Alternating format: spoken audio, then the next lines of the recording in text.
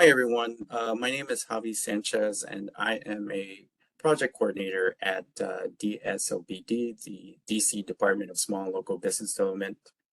I work at the Innovative Division, which stands for Innovative and Equitable Development here at the DSOBD. So today we're continuing our Speakers Bureau series for Aspire and Dream program participants to learn more about business development topics. And we have this panel discussion with three amazing DC-based women-owned business owners, and that they will be talking all about marketing, branding, and building a revenue-generating business from day one. So, without further ado, I'm gonna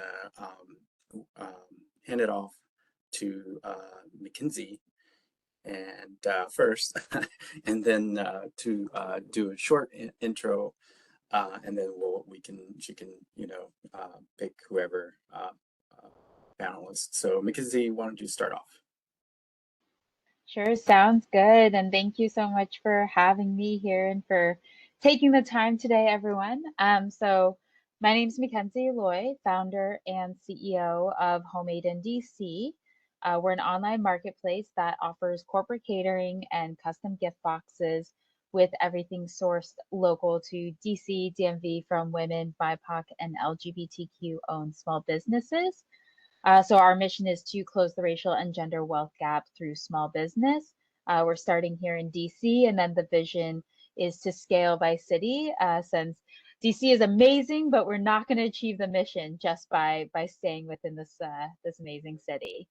I got started in 2022, launched as a cottage food incubator, and evolved into what we are today. So I'm happy to chat with anybody about kind of evolving and growing your business, even as you are building the business, so to speak. And part of what in launching Homemade in DC, we really started on the catering side. I used to sell cinnamon rolls out of my own home as a cottage food entrepreneur. And sorry, that's my dog barking. And so I sold cinnamon rolls. And really, it was all about how do I sell more cinnamon rolls if I'm not going to buy them every week? My friends aren't going to buy them every week. And really kind of thinking about corporate catering and corporate buyers as a way to really scale your business. And so cinnamon rolls were the beginning. That's how we evolved into the corporate catering side. I have been revenue generating from day one, even as we were piloting and testing this out. And I did make and sell cinnamon rolls originally. And then I was like, okay, if we're going to grow this business, I cannot make anything. And that's why we source from 50 different businesses today. And every order we do, it's always kind of prepaid or pre-order. So again, happy to talk about how do you test out your business, test out ideas, and not go into the hole while you're doing that, and really at least covering your costs or hopefully covering, your costs plus you and then a little some.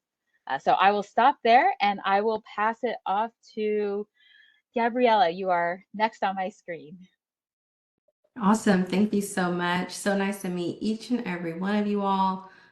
So I'm Gabriella Cray. I'm the Chief Brand Manager of Beyond the Logo, and we are a brand management firm that works primarily with nonprofits and government agencies. As you all know, technology continues to evolve, and a lot of what we do is bringing humanity back into the brand management process and make sure that our clients don't over rely on technology and really keep a people centric attitude when it comes to the way that they go about branding their business. That includes everything from digital marketing support to event management. And so it's been a really exciting ride. We've been in business for 5 years. Been revenue generating from the start, just like Mackenzie, and it's really just always been thinking about what our client needs and being open to where we want to go as a brand without being so tied down to the how the brand grows, because you have to remain flexible in that. So I'm happy to talk about pivoting, and I'm happy to talk about how you shift target audiences when you realize that the direction your brand is was going isn't profitable in the long run. And with that, I'll pass it on to Marie. Did I say that correctly? Awesome. Yes, thank you. Can you all hear me? Awesome. Thank you, everyone. Lovely to be here. So my name is Marie Brown. I am the founder and chief storytelling strategist for Brandire. We are an award-winning brand marketing communications studio based in Washington, D.C. And so we really focus on helping businesses build strong brands, launch ideas, and reach diverse audiences. And so our mission really is to help our clients turn their audiences into those diehard brand loyalists. And so we've been doing that since 2006, when I founded the company while I was working as a visual journalist for the Washington Post. And since then, we've helped nearly 100 clients locally, nationally, internationally. And our approach is really focused on helping our organizations and our clients tell relevant stories through brand services, creative production, and campaigns. So some of our clients include working with Johns Hopkins Civil Memorial Hospital, Children's National Hospital. We work with global consulting firms like Deloitte, partner with Deloitte, McKinsey, and we work with nearly 20 DC government agencies.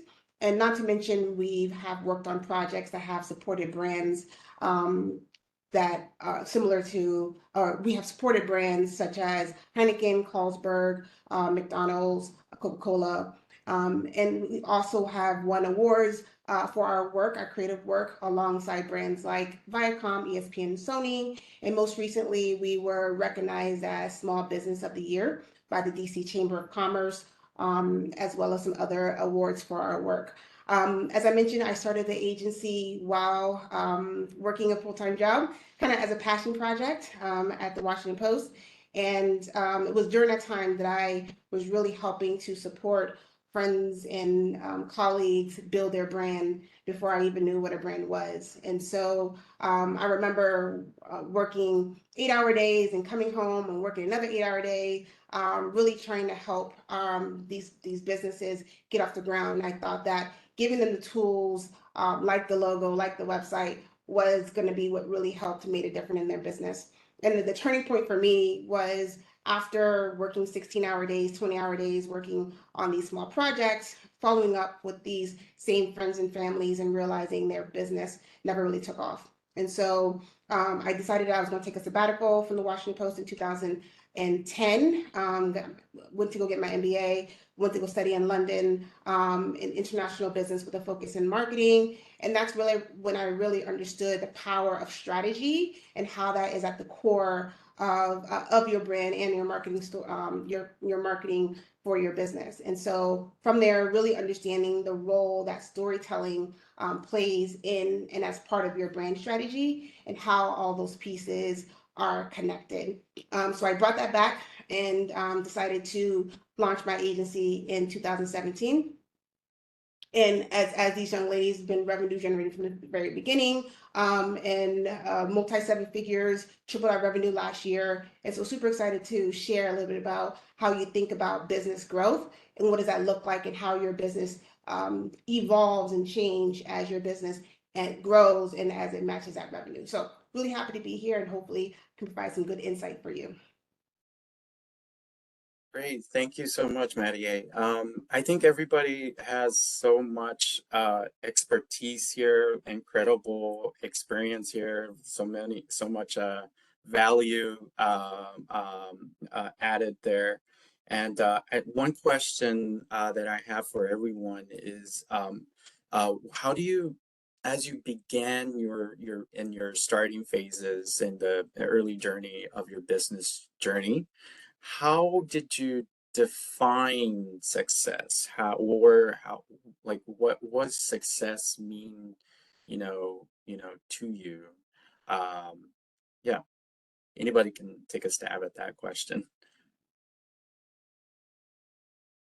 I'll jump in here.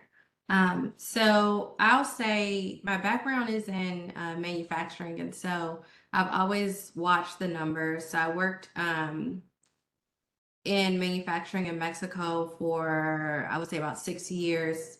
And then I was a consultant across the United States and Mexico for about 3 more years before I started my business. And I worked as a revenue manager. So from the beginning, I knew that it had to make money from the beginning. I will say in maybe some earlier iterations of little things I tried, I was more so focused on creating something that I didn't see. And I think that that's what a lot of people do in the beginning of starting their business. But the important thing is not to create what you don't see, it's to create what someone needs. And I think sometimes, especially as entrepreneurs, we love to create things, but we have to make sure that that creation is on the other side of what someone actually wants, because that's how you become a revenue generating business. So I would say making sure that you're actually making money, and as many times as necessary, changing that target audience until you get there. Because if they're not willing to pay for it, then they're probably not your ideal audience and you may need to shift to somewhere else. Agreed. I'll piggyback on that. Um, I would say, and you probably hear this before about product market fit and market viability. I think it really piggybacks off what Gabriella is saying is that, so my first foray into business is that, do I have something that people actually want to buy? Right. And so making sure that I can make money with my services. I think that was the first level of success, is like, am I providing something that people will actually want to spend money on? And so coming out of my job and kind of going into my agency, I was able to make my salary plus 20% literally after a month of leaving my job. And so for me, that was validation that, okay, I have something that people want to buy, but also I was, at that time, I was targeting a very specific niche audience. So I started my agency focusing mostly on government agencies. And so prior to me even leaving my job, I had spent 3 years understanding how my potential customers buy.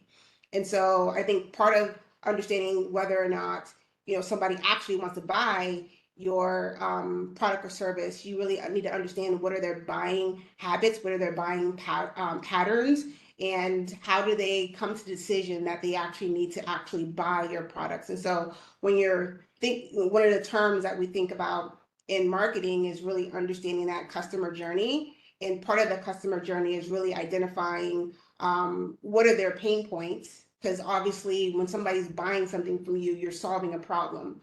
And so really understanding and identifying what their pain points are, and then what are those buying decisions that are activities or things that occur within your target audience that will say, you know what, this is a moment I'm going to buy. And so it wasn't intentional, but my leaving, I left like in the summer, and I realized that was I learned later that was a key moment where a lot of government agency have money and they're buying a whole bunch of different products and services. And so I just happened, I would love to say that I planned it all out perfectly, but I just happened to leave at the perfect time, but was able to maximize that. But I did do the work ahead of time to understand how they buy. So I was able to position myself in a good opportunity to be able to maximize when it was time for me to take the lead.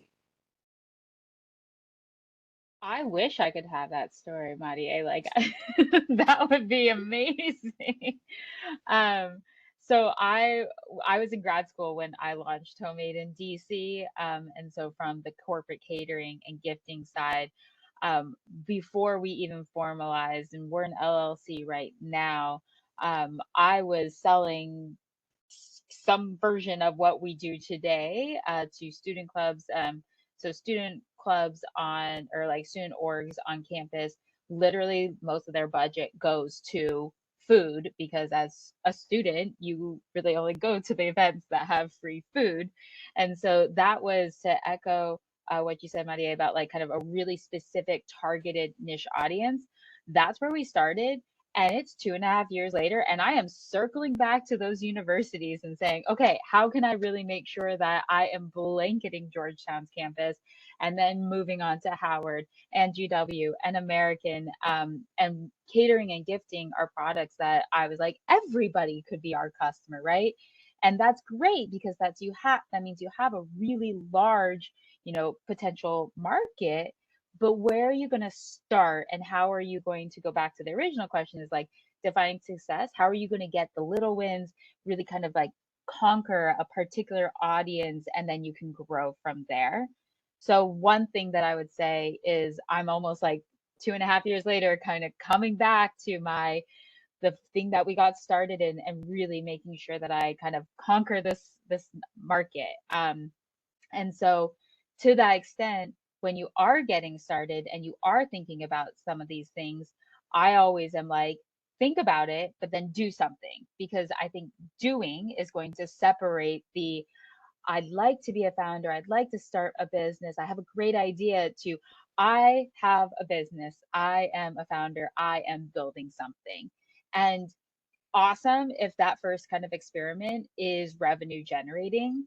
It also might just be validating demand, talking to your potential customers, getting to know them, getting to know those pain points or those buying processes. I feel like the classic example was putting up like a Google form or a splash page and just seeing how many people could sign up for something. So really go and try to meet your customers where they are, but do something like a little experiment, something that you can say like, yes, okay, this kind of tracks with what I was thinking, this tracks with what I think the solution is, and then what's that next little micro experiment that you can try. And just an example for me right now for defining success is each week I have a little micro experiment that I'm running. So this week, for example, I'm launching a university ambassador program so that I can chat with undergrads and grad students who are buying the food that they're bringing to campus and seeing if they can refer more business. And that's kind of my solution or my micro experiment to me being on campus, where I used to go to each student event and was like, hey, who's doing the catering for this? You should check out Homemade in DC. This is what we do, right? I'm trying to kind of recreate myself on these campuses, and but I'm doing so in like I'm not going out to all the campuses just yet. Again, still focusing on Georgetown, focusing on undergrads, then I'll focus on Georgetown grads, then I'll go to each university. So I guess to sum all that up, do something, but don't get overwhelmed with all the things that you haven't done. Break down kind of what's that goal. Is it revenue? Is it traction? Is it just getting validation that your solution is the right solution? Break it down and then do like one task a week, one task a day that moves you forward. Excellent advice. I think another question I had, as it relates to what Mackenzie was earlier saying about beta testing, and you covered this a little bit with in your last segment there. Kind of testing out, engaging with your customers' pain points and whatnot. Next question is what were some of those what were some of the lessons learned of those challenges as you for the rest of the panel, when you after you launched, right, and then you beta test the concept or had your first big contract with corporate client, or what were some of the lessons learned that maybe you didn't know at the beginning?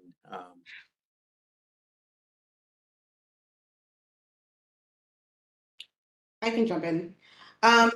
So so we're a service-based business, and so really it's about what are capabilities and what can we do and what can we do really well versus things you can do but you're not really all that great at. And typically when you're starting off as a small business, and especially if you're coming from having a full-time job, there's this period, and I'm not sure if everybody goes through, but all of my colleagues who are business owners, we talk about this period when you first come out and you just want to do all the things and you want to go after all the opportunities, and anything that comes to you, you say yes to, because it's this idea of feast and famine. And if you don't eat, you don't know where, all those other mental things coming in. I'm seeing my panelists nodding their head. And so usually in that moment, you're doing a whole bunch of things. And sometimes you're doing a whole bunch of things that you're not really all that great at. But but you don't really know that you're not great at it until you do it. Or you do it and you're like, I'm actually pretty good at this, but I actually don't like doing it, or it's taking too much time. And so it's really one of those things that, as the lesson learned, really, as you're going out and beta testing, and I think, even those experiences where you are getting paid for a service and you're just taking something, you may not have done it before and you're just trying it out. I consider those things kind of micro tests or micro experiments as well. The only difference is, again, you're getting paid for it. And for me, some of the lessons that we learned were, okay, this is the lane that we want to own. And so though we can do all the things, if we really wanted to put those hats on, these are the things that we're actually really good at. And so early on, we positioned ourselves as a brand development house that really got into the core of building out brand strategy, and messaging and all those things that surround that, where we don't do PR per se. We are full service in the sense that we build partnerships and relationships with other agencies that do it, but we realize that it's not a core capability that we provide. And so that was a lesson that we had to learn, that, okay, this is something that we're not that great at. So let's partner with other people who are better. And so I think part of the lessons that you learn are things that these like spaces that you really want to own, and how to begin to niche down your own services to make sure that you're not stretching yourself, tapping yourself out, expending resources. Because the other part of building a business is, making sure you have processes and systems. And if you're always doing something new, it's hard to kind of build those things into place, right? And so those were kind of the key lessons, is that you can't be great at everything. And at least not initially, right? And so being targeted at this stage is what's really going to help you scale. And part, when you're thinking about branding from a brand perspective, it's really about positioning. It's really about, when people think of their pain point or their problem, who is the first person, brand, place, whatever that comes to mind. And so part of building the brand is really positioning yourself as the expert in this space. So when people are thinking, oh, I need brand support, or oh, I need food delivery or a catering for universities, they're thinking about very specific brands. And so that's something that I learned early on as I was doing the work, that, hey, I needed to niche down and really understand what my space was. I'm going to jump in just because I'm going to echo a lot of what you just said there, Marie. So I'm not going to say it again, but I feel like I'm actually in this stage where I am like, yeah, we can do that. And like, absolutely, like I can figure out how that works, right? And sometimes I've had orders where I literally made like, I'm in QuickBooks, I track every order as a project, I put all the expenses, and then at the end, you're like, you made $7 on that one order. That certainly is nothing close to my 30% margins that I aim for, that I originally marked it as. And where did all these expenses come from? And oh, delivery cost double, and there was the credit card fee. And so all of that to say is, sometimes when you do start out, you are in that scarcity mindset. And so you do say yes to everything. But I think the important part, and one thing that maybe it's not a lesson learned, but it's a habit that I do, is I do one-on-ones with myself every Friday, where I say, on a 1 to 10, how you doing, Mackenzie? And if I'm honest, I'm never below a 6 and I'm never above a 9. So I should maybe change my rankings, scale. But it's also, what were your accomplishments? Sometimes you don't realize how much you did in a week, right? Or sometimes you realize you felt like you did a lot, and then you were like, none of this really aligned to my top line goals. Why was I spending so much time doing X, Y, or Z, right? And then, as a solo founder, I have some, amazing interns who work with me, but they rotate, right? And so I'm trying to keep myself accountable here. And I ask, hey, Mackenzie, what's blocking you?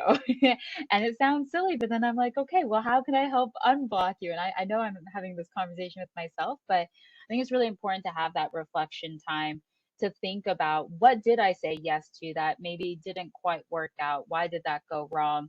And then most importantly at the end is like, okay, what are my goals for next week? What do I need to get done?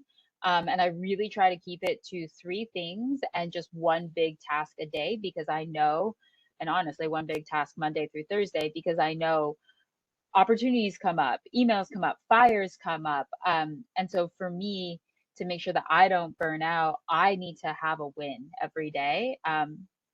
Maybe that's, a product of like my upbringing. I don't know, but I know that about myself. You got to kind of play to, got to know who you are. You got to play to your strengths and gotta maybe cater to the weaknesses, right?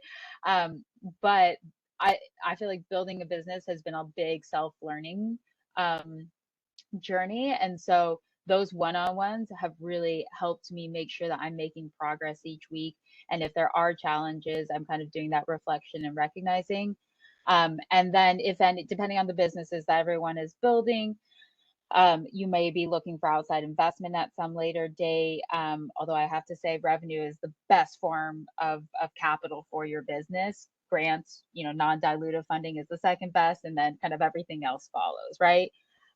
But if you are looking for outside investment, or you're looking to really build your community, sending out quarterly or monthly, I call them community updates. If you had outside investors, you might call them an investor update. And it'll say, like, here's how we're doing, our big challenges, our asks, maybe our learnings.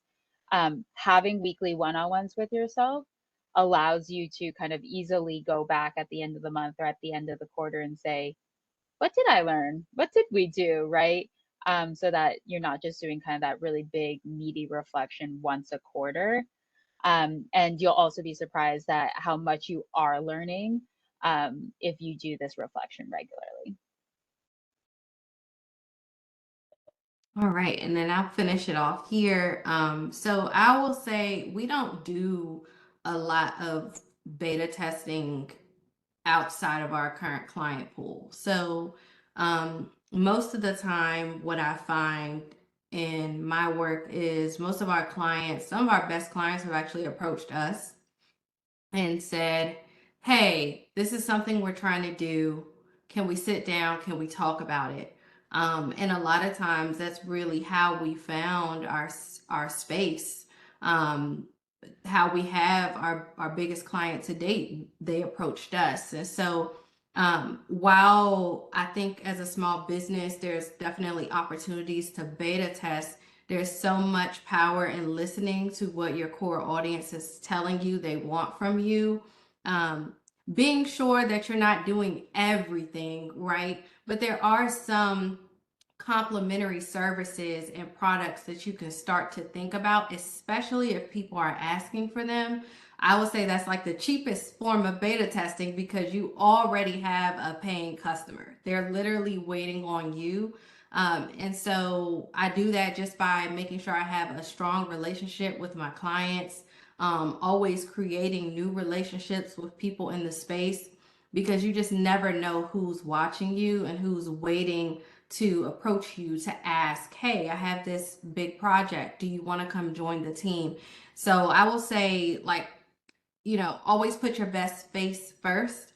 You never know who's watching you, and always go to the grocery store with your CEO hat on, is what I always tell people, because you never know who you'll run into, and you are the brand in the beginning. And so how you experience people and how they experience you could open up different doors for you throughout your business journey.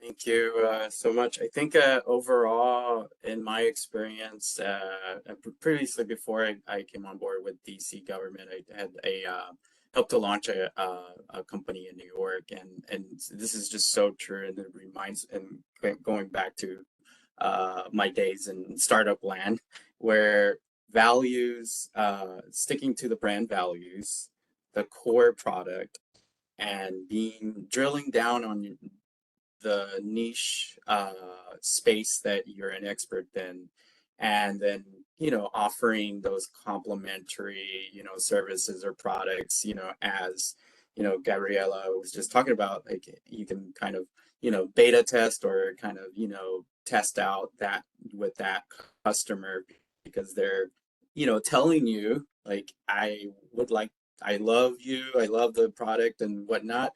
Can you do this as well?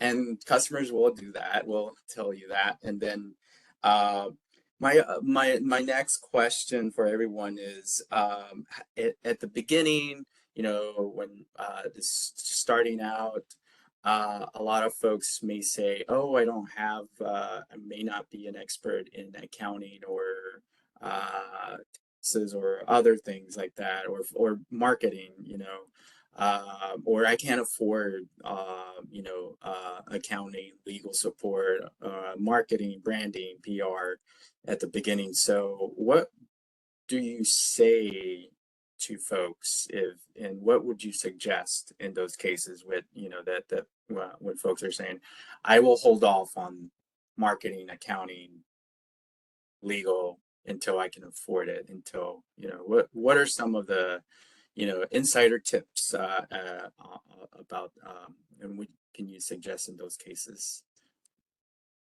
I'll start this one off. So, first thing I would say is, um, to me, that is a big indicator of a mindset shift that needs to occur.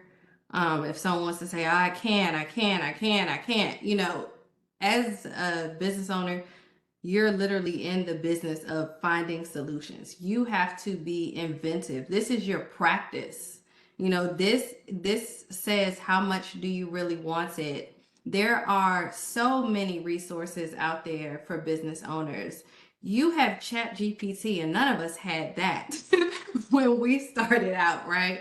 And so there's a plethora of resources, and you have to do what you can with what you have until you either know better and then you can do better or you can afford better. I mean, there are programs, and that's both in DC and locally and internationally, that you can join. There are cohorts, there are accelerators. I mean, there is literally no limit to spaces where you can learn things, right? Or spaces where you can get expert help.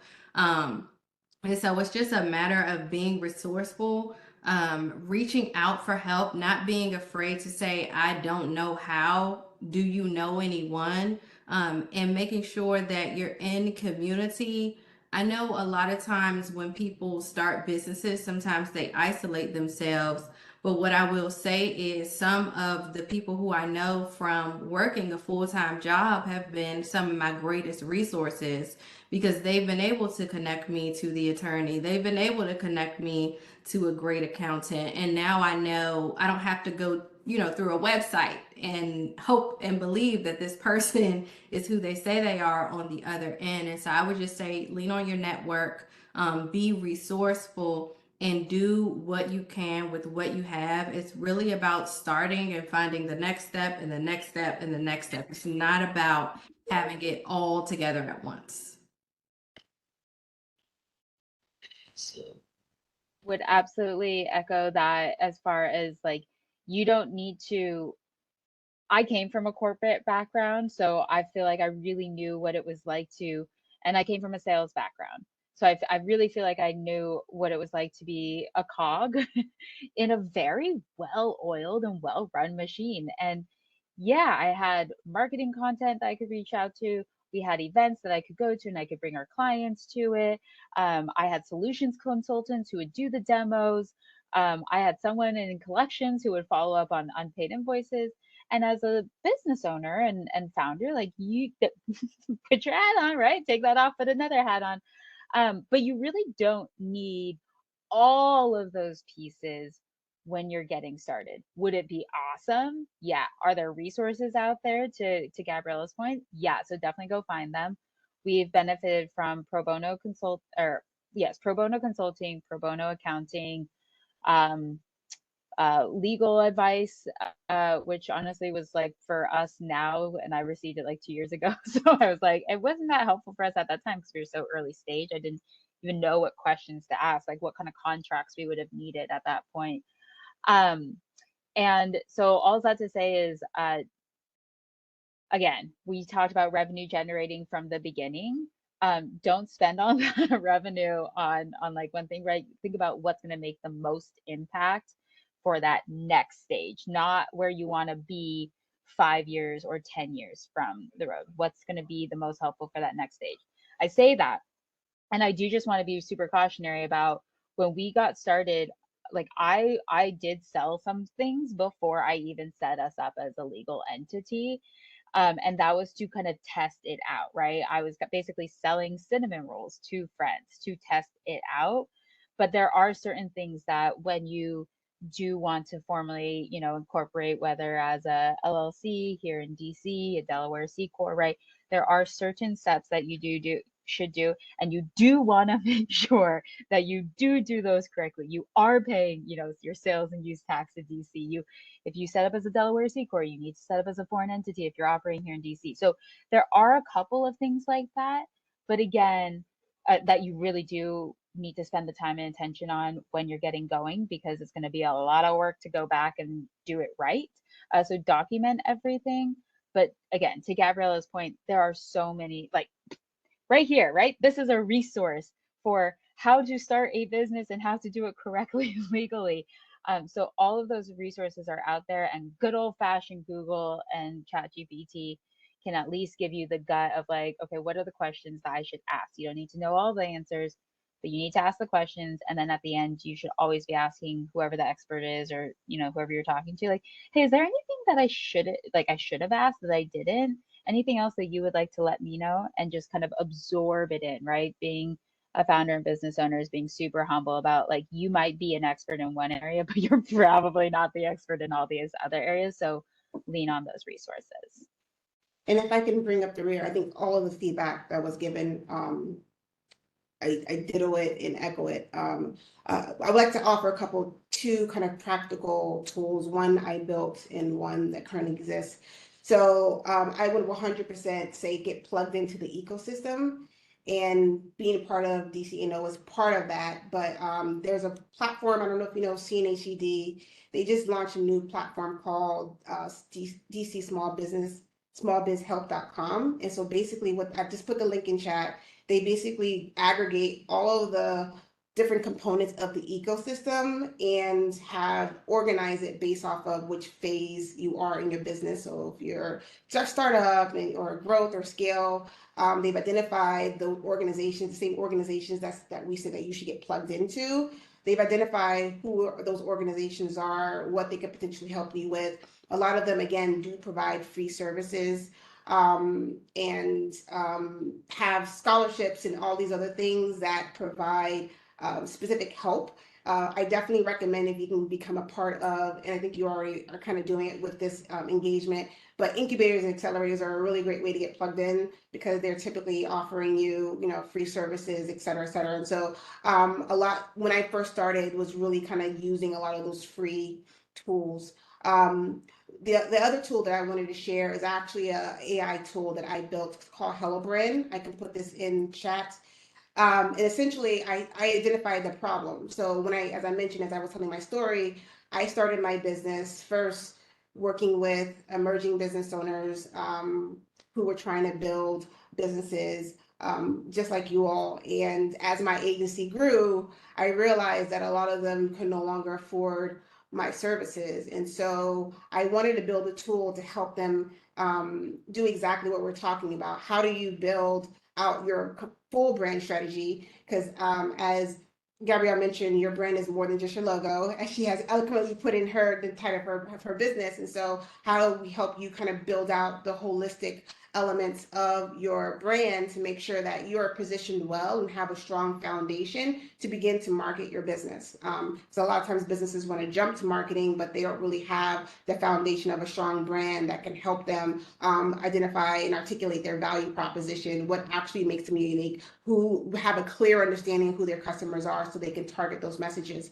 And so I built a tool that basically does that. And so what the tool does, it helps walks businesses through each step of the brand development process. So you're building a holistic brand and not what I call a Frankenstein brand, where you're using all these elements from different things that you're pulling together from AI, from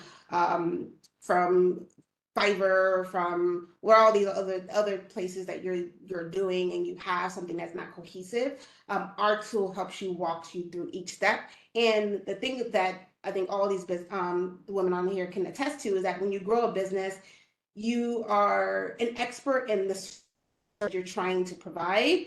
But there's so much more to growing a business than just the service or product that you're developing. And so one of the things that we wanted to make sure is that with our tool, we're educating you on the process, but we're also taking some of the guesswork out of it so that you can build out a holistic brand yourself. And so our current iteration is focusing specifically on brand building, but the goal is to expand that to all aspects of your marketing around your business. And so if you're interested in learning more, I put it in chat. But that's another resource, a practical resource that I think will be helpful for you to be able to apply, especially if you don't have the skill set or the knowledge to build out your holistic brand at this point. Great, thank you so much, Maddie, about the product, the brand. I just took a look at the site. It looks awesome. Great, thank you. Very useful. So we're down the closing stretch here, and I want to give our attendees,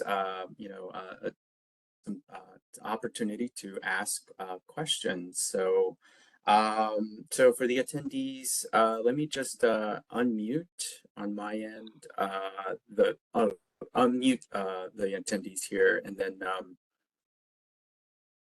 unmute. How do I mute?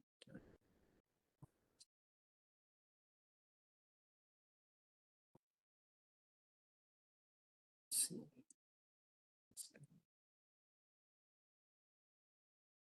All right. So yeah, so anybody can, if you have any questions to our panelists, please ask. Sure. All right. Good afternoon, ladies and gentlemen. How are you guys today? Good. How are you? Great. Thank you. Thank you for this wonderful presentation. It's been very insightful.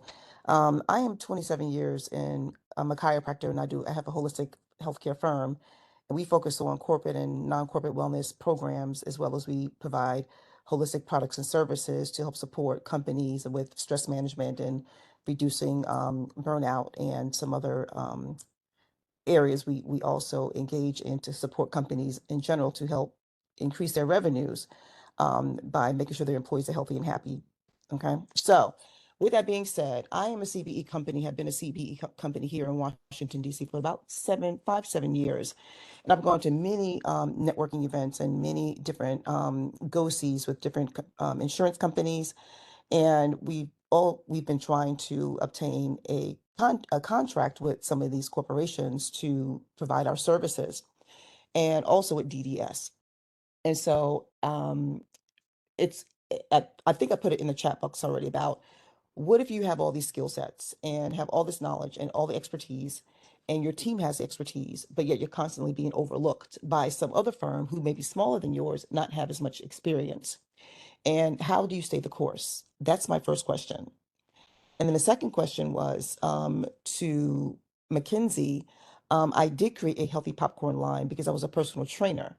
And through that experience, I've learned that my clients always ask for a healthy snack that wasn't another protein shake or a protein bar.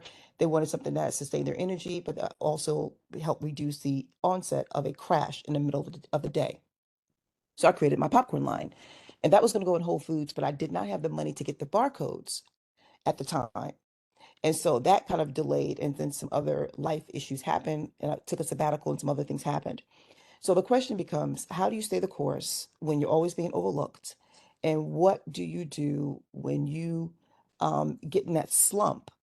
Because all of us have probably gone through several sabbaticals in our lives, but there comes a time when you always feel like you're always being rejected. How do you overcome that space to pivot, to move on to what you need to do, what you're called to do? One. Oh, go ahead, Mackenzie. Oh, okay. Two quick thoughts for you. Are one, thank you for asking the questions and for sharing. And absolutely resonating with where sometimes you just keep getting no and you're like, but we're perfect for you. You just let me tell you why, right? But you just can't even get in the door to say why you're perfect. And so, for example, this summer, I really was focusing on outbound prospecting, outbound sales. Like, and boy, I gotta tell you, it's soul sucking. And we've gone through that pivot back into, right, who is our target audience? What's their problems that we're solving? Why are we uniquely kind of qualified to help them solve and continue to kind of build the traction, but also like the the marquee customers that then you can share that might help you get into the door with someone else. So I think um, my 2 cents on that one would be, how are you reaching out to people? Is there a warm intro that you could tap through your networks? Like if it's a dream customer, is there somebody, it might be 4 steps removed, but like could you get a warm intro somehow? Or is there another way into that door that maybe isn't just knocking, um, and some other way. So again, through a warm intro, or can you show up in the same space, whether it's like at a conference or a networking event? I've been to several within the past 2 weeks, and it's crazy how you could just kind of come across them. You did your research, you knew they were going to be there, and you were like, I know exactly what I'm going to say to them. But you can talk to someone and they'll respond to you when they might not have even opened your past 5 emails. And when I do follow up, I do 5 emails, because honestly, I lose things in my inbox, and I appreciate when people follow up with me. Um, but then my other thought, just on the popcorn part, is if you have contracts like that where you could get into Whole Foods, and if you are still trying to do this, there are organizations out there that will provide funding, especially when it's like, you've got that revenue coming. You just need that capital up front. Like Waycave is a great example. And then Daintree Capital, slightly higher interest rates, but they specifically do that kind of focus, like capital for if you've got, like, it's like the Oprah effect, right? Like you get this like slam in and orders, but then you need the cost to like build up that inventory up front. So if you are still facing that, or I'm happy to chat with you on different resources. Yeah, I completely agree with what Mackenzie said in terms of just the networking and making sure that you're doing your research before you go into the space. Um, and also, one of the things that I think is a learning for me is just reminding yourself that you have to build the relationship. I constantly remind myself of that. So it's not always someone is denying you or dismissing you, they just don't know you yet.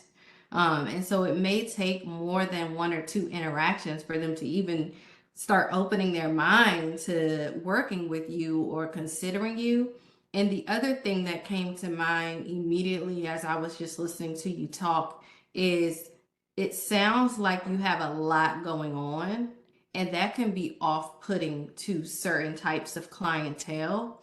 So from a marketing perspective, although you may have 2 or 3 things going on at once, lead with the one thing that you're trying to accomplish, get one thing up and running, and then go back to your other projects. So basically, make sure from a marketing perspective, you're dialed into one core product or service and putting all of your effort into that. Because sometimes when we have more than one product or service that we're trying to market, we dilute the impact of the marketing that we're doing.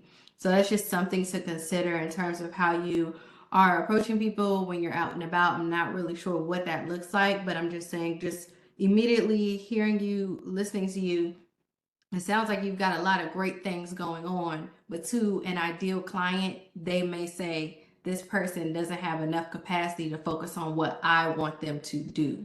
People are, a little selfish, so they want you to be all in on what it is you're selling them. So that would be my immediate feedback. Yeah.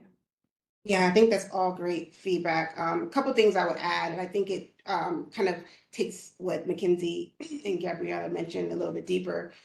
Remember, in marketing, it takes 7 to 12 touches for someone to remember or know that your brand exists. And so sometimes people get discouraged because they touch someone one time or maybe even two times and they didn't get the reaction that they're looking for, right? So creating brand awareness, you need to take it takes at least 7 to 12 times. So if you think about any major brand that's launching a new product, there's a reason why you see it everywhere. You see it in the grocery store, you see it in the magazine, you see it on social, you see it, on the bus as it goes by. Like, you see it everywhere. That's all intentional. That's part of a strategy. And a lot of times as small businesses, we marketing and branding becomes an afterthought because we got to fulfill the actual deliverable.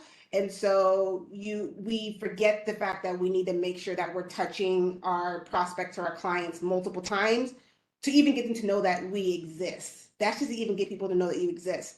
I mentioned at the beginning of this, is that there's something called the customer journey. And if you haven't studied it yet, I recommend you taking some time to look it up. So the very first, there are like, I think, 5 stages, and the very first stage of the customer journey is that awareness. And that's the most expensive stage because it takes the most time and the most resources to even get your brand on anybody's radar, right? So that's why when we talk about branding, it's all about target audiences. It's targeted because you just don't have the amount of time and resources and money or whatever to hit all the people, right? So who are the people that you're solving their problem, they have a need and pain point, and you're offering something of value for them.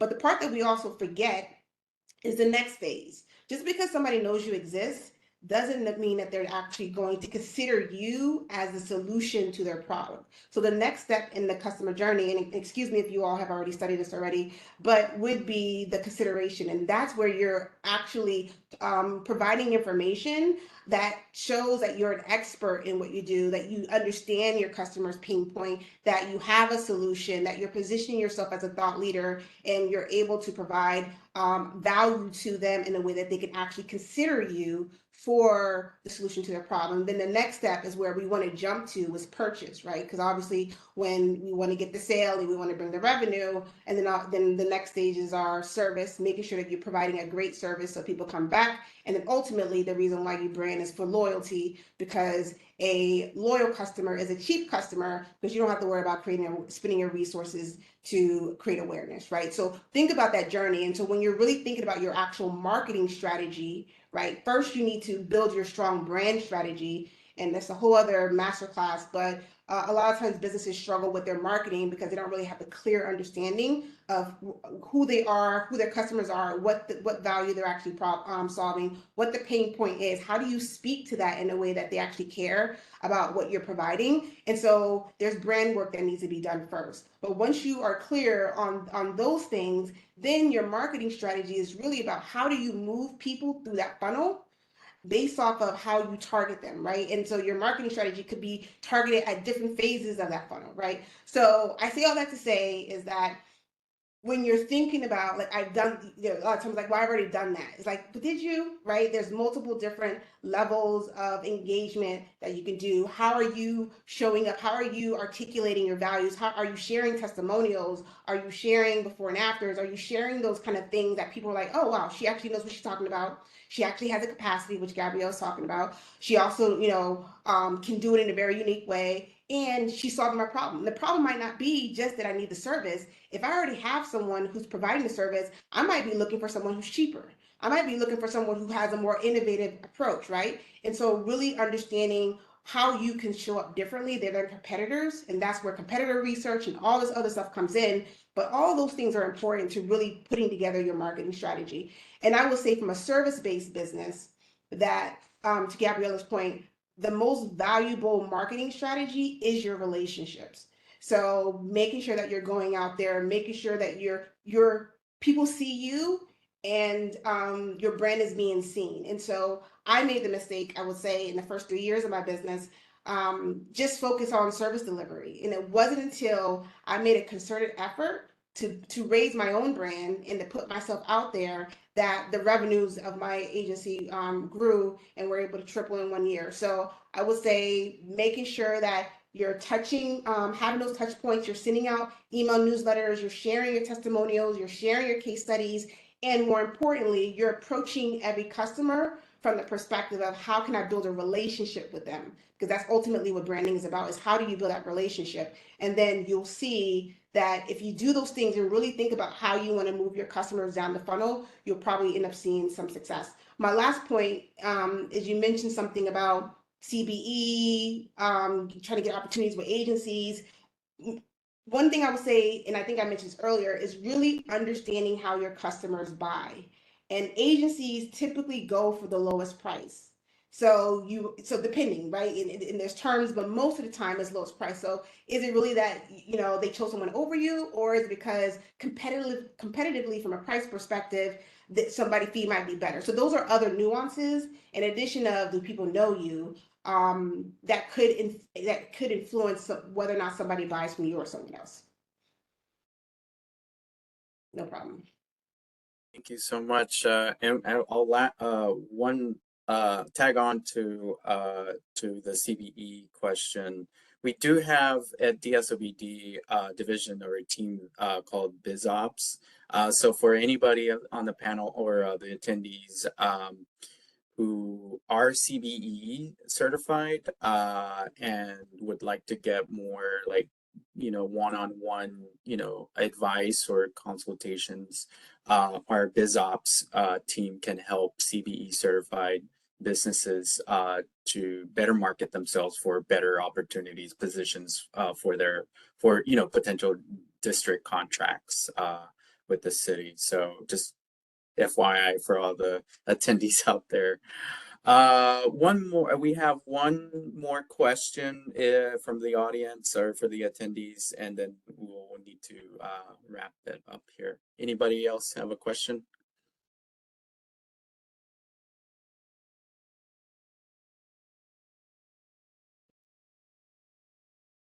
Okay, hey, thank you again for all that feedback. That was much appreciated. So to Gabriella, so I sold my popcorn in my about 7 years ago. I sold it in my office, and like Mackenzie, I did some beta testing with my clients, but I also know you have to be certified to sell in other organizations. So I just got my food manager's certification handler license. And so with that, I'm going to have to scale that popcorn because I know that so many people love it. Even I took it to Goldman Sachs, they loved it. And I was in the 1 million Black women cohort. And so I sampled it with them and they all loved it as well. So I guess my question becomes, even though it sounds like I have a lot going on, all these pieces are within the company of the holistic approach of the products and services that we provide holistically to target their spirit, mind, and body. So it sounds like a lot, but these products have already been created. It's just a matter of when I get in, am I able to really getting getting the opportunity to be able to provide these services. That's what I want to do. I just need my foot in the door. And so I've done corporate wellness programs for USPS, MARTA, the largest metro station in Atlanta. And so I've done these things in the past. But in DC, it's a different animal, of course. And so again, I like the points where you said networking is key, which I will continue to do. I've not been out probably a year because of COVID and life. So I will get back out there again and do some more, as you say, putting myself out there and really branding myself. So I really appreciate all your feedback on that. And so if you had any other words of advice or suggestions as to what I brought to you a second ago about me having these holistic services and products that are within the company itself, what is there anything else you can offer me to that, or I may provide to you that would help you understand better that it sounds like a lot, but these are all part of the products and services that are part of the program that we provide. So I would say finding well, first, thank you for sharing that. The first thing that kind of stands out to me is finding a very concise way to explain what you do. And then and obviously you don't have this opportunity because we're in a webinar format, but in conversation, what you'll find is that a person will respond to a very specific part you said. So you may say, we're a company and we offer A, B, and C. And they may say, well, tell me more about A. And then you can really gear your conversation towards that. I would say as much as possible when you're out there talking with people, tap into their curiosity and see what it is they're most interested in hearing about. The other thing is, as you choose what rooms you're walking into, think about, out of my 3 services that I'm offering, or 4, or however many it is, which one is going to be the most impactful for the people in this room today. So I'll be the first to tell you, I don't walk into every room the same way. I prep differently for every single room I step in.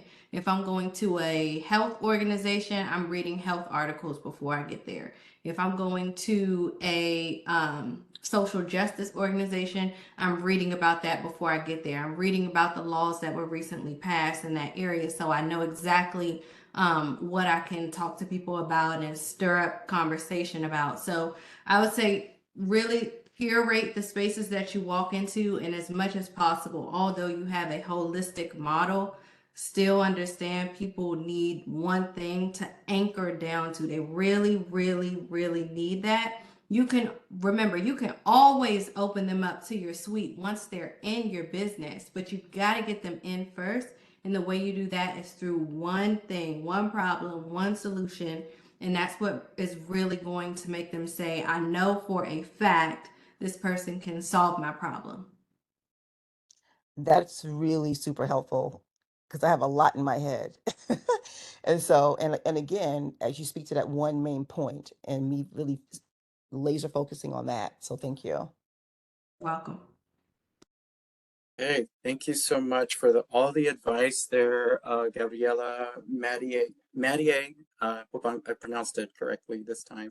And Mackenzie, for your time and your passion for adding, value back to the world and to the to entrepreneurs that we have online here at DSOBD. So really appreciate your time here. So I'm gonna stop recording here. So I'm gonna stop. Oh, wait, where's the record button?